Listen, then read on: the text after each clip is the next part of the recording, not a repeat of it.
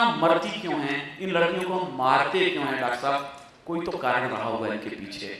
माफ करिएगा साहब, जब दिल्ली की सड़कों पर राजधानी के अंदर दामिनी के साथ कुछ हो जाए और ये देश कुछ नहीं कर पाता, ऐसे ऐसे कानून इस मुल्क के अंदर हैं कि हम 6 महीने की आड़ में किसी दरिंदे को छोड़ देते हैं और ये कह देते हैं कि हमारे पास कानून नहीं है।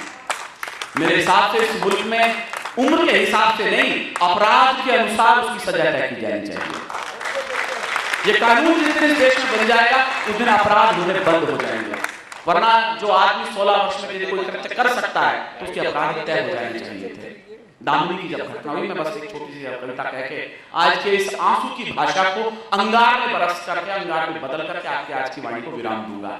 जब एक घटना हो रही थी दिल्ली में, हम सोचते थे छोटी सी समस्याएं हैं, दहेज होंगे, ये होंगे, लेकिन ऐसा निकला नहीं। जब मैंने देखा दामिनी के साथ सब कुछ हुआ तो मुझे एक छोटी सी एक शेर मंगल नसीम का याद आया। बड़े शायर हैं हमारे, परसों 26 तारीख को यहाँ आएंगे। संस्कृति यहाँ बैठी है, एमए कर रही है इस समय वो दिल्ली यूनिवर्सिटी से।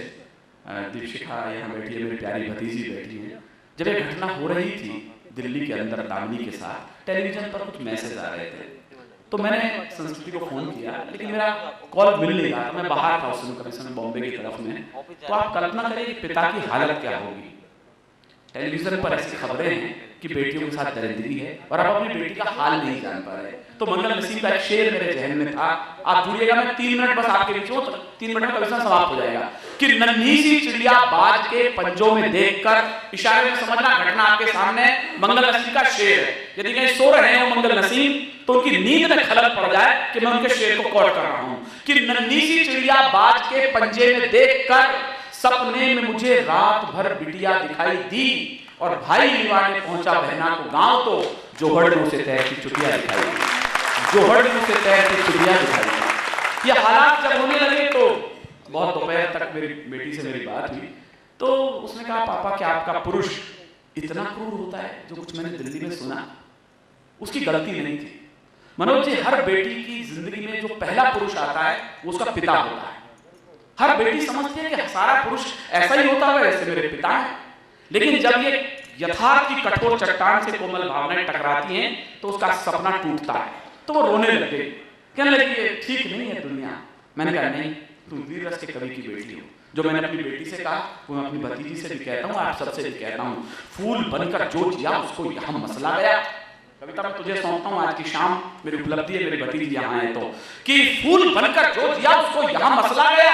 आदमी फौलाद के सांचे में ढलना चाहिए और छीनता हो हक तुम्हारा जब कोई उस वक्त तो आंख से आंसू नहीं शोला निकलना चाहिए, आंख से आंसू नहीं शोला निकलना चाहिए, आंख से आंसू नहीं शोला निकलना चाहिए। तो मैंने एक छोटी सी कविता कही, वो आपको कह देता हूँ। लो एक परी फिर चली गई वहशी पापी हत्यारों से, वो किरण सूर्य की चली गई खुद अपने चांद सितारों से, वो किरण सूर्य की चली गई खुद अपने चांद सितारों से।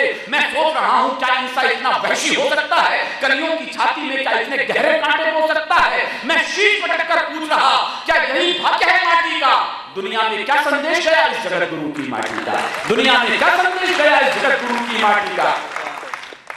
हमारे खन्ना जी यहाँ बैठे, सर हम पूरी दुनिया में एक ही बात के लिए जाने जाते थे, हमने वासना को जीत लिया था। पूरी दुनिया में इस मुल्क की पहचान थी तो केवल एक चीज के लिए। मैंने सुना है स्वामी विवेकानंद जब अमेरिका में गए तो उनसे एक स्त्री ने एक सवाल किया कि स्वामी जी मैं आपसे विवाह करना चाहती हूँ। दृष्टांत सुने मेरे जीवन के सबसे अच्छे दृष्टांतों में से। तो उसने कहा मुझसे क्यों विवाह करना चाहती हो? तो उस लेडी ने कहा कि मैं चाहती हूँ कि आप जैसा खूबसूरत बेटा मुझे पैदा हो। स्वामी विवेकानंद ने हाथ जोड़ के कहा माँ आज से तो मुझे ही अपना बेटा समझ लो। क्या चरित्र दिया इस देश ने? हमने कभी सोचा हम कौन थे, क्या हो गए और क्या होंगे अभी? आओ विचार में बैठकर हम ये समस्याएं सभी। इतिहास का एक अनोखा प्रश्न है। छत्रपति शिवाजी के दरबार में उनका सेनापति गोहरबानो बेगम को पकड़ के लिया, शत्रु पक्ष की सबसे खूबसूरत बेगम को। कहना महाराज आपके हरम के लिए मैं सबसे खूबसूरत तोहफा लाया हूँ।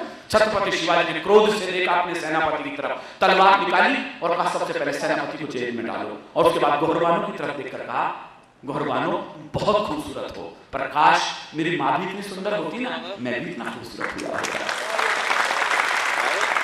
गरपूर मैं ढूंढ रहा हूं गली गली, गरपूर मैं ढूंढ रहा हूं गली गली उन वीर व्रती हनुमानों को। नारी में जो देवी देखे भारत के वीर जवानों को, नारी में जो देवी देखे भारत मेरी एक ही चिंता है, गरपूर वासना पसर गई भारत के सब गलियारों में, गरपूर वासना पसर गई भारत के सब गलियारों में, तो कीर्ति पताका सूरज की खो जाएगी अंधियारों में, तो कीर्ति पताका सूरज की खो जाएगी अंधियारों में। इसलिए निवेदन है मेरा इन दिल्ली के दरबारों से, ये सवाल पूछा मैंने दिल्ली में कई बार खड़े होकर के कि सर आपने उसे छोड़ा क्यों? उन्होंने कहा हमारे पास कानून नहीं था। मैंने कहा आपने उस बेटी को सिंगापुर क्यों भेजा? हिंदुस्तान में बड़े बड़े हॉस्पिटल थे। जब आप सुनिए हिंदुस्तान की बड़ी सरकारों का, यदि हमारा मंत्री होते, हमारे प्रतिनिधि उनसे सवाल कर रहा होता, मैं उस समय की जाइए पूछिए तत्कालीन सरकारों से जिस समय घटना घटित हुई थी, उन्होंने कहा सिंगापुर इसलिए भेजा हमारे पास हॉस्पिटल नहीं था तो हमने तो सिंगापुर भेज दिया। मैंने कहा आपने उस लड़के को क्यों छोड़ दिया? कहला हमारे पास कानून नहीं था 17.5 साल के लड़के को हम फांसी लगा सके। अलवर के बहुत चुनिंदा श्रोताओं, मुझे आपकी तालियों में गर्माहट चाहिए, गुस्सा भी चाहिए। मैंने उसी दिन एक सवाल खड़ा किया, मैंने कहा सर यदि आपके पास हॉस्पिटल नहीं है तो आप उस लड़की को सिंगापुर भेज सकते हैं, तो मैं कानून की मांग करता हूं यदि आपके पास कानून नहीं था तो आपने उस लड़के को दुबई के कानून के हवाले क्यों नहीं किया था? वहां था उसके लिए कानून।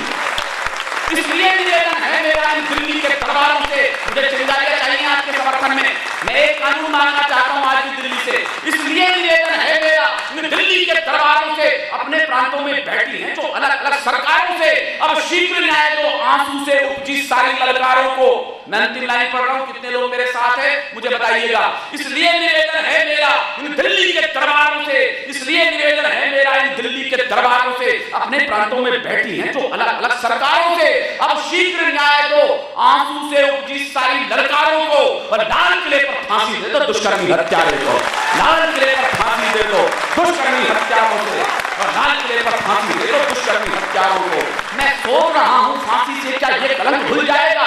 अंतिम 4 लाइन अपने साथ लेकर ले जाइएगा। सुकरात कहते हैं किसी भी देश में गुंडागर्दी इसलिए नहीं बढ़ती कि गुंडे सड़कों पर आए, गुंडागर्दी सिर्फ इसलिए बढ़ी जब गुंडागर्दी हो रही थी शरीफ लोगों ने अपने घरों के दरवाजे बंद कर लिए। यदि बेटियां आज इस दुर्गति को प्राप्त हुई हैं तो आप और हम भी इसके लिए कहीं ना कहीं जिम्मेदार हैं। मैं सोच रहा हूं फांसी से क्या ये कलंक धुल जाएगा? इस पीड़ा को मैं दावे के साथ कहता हूं कोई पुरुष नहीं समझ सकता, केवल स्त्री समझ सकती है। मैं सोच रहा हूं फांसी से क्या ये कलंक भूल जाएगा? यदि आप समझ जाएं तो इन बेटियों के प्राण प्रतिष्ठा के लिए आप एक बार तालियां उठे। मैं सोच रहा हूं फांसी से क्या ये कलंक भूल जाएगा? जो घाव आत्मा तक पहुंचा वो फांसी से धुल पाएगा, जो घाव आत्मा तक पहुंचा वो फांसी से धुल पाएगा, जो घाव आत्मा तक पहुंचा वो फांसी से धुल पाएगा। इसलिए प्रतिज्ञा सभी करो विष बीज नहीं बोने देंगे। ये प्रतिज्ञा लेकर आते हैं कमिश्नर समाप्त कर रहे हैं, आप सब मेरे साथ होंगे। इसलिए प्रतिज्ञा सभी करे विष बीज नहीं बोने देंगे, अपनी आंखों के आगे हम अन्याय नहीं होने देंगे, अपनी आंखों के। बहुत बहुत शुक्रिया, बहुत बहुत धन्यवाद। सच्चा है अपना प्यार तो कई जहां का डर, गुल बन के गुलिस्तान वफा में खिलेंगे हम अब चुप रहे हैं तो बहुत रंज मत करो, अगली बाहर आई तो फिर से मिलेंगे हम।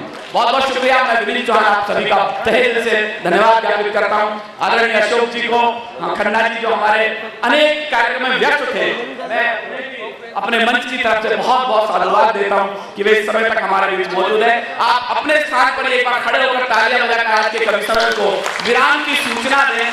मैं आप सभी को धन्यवाद।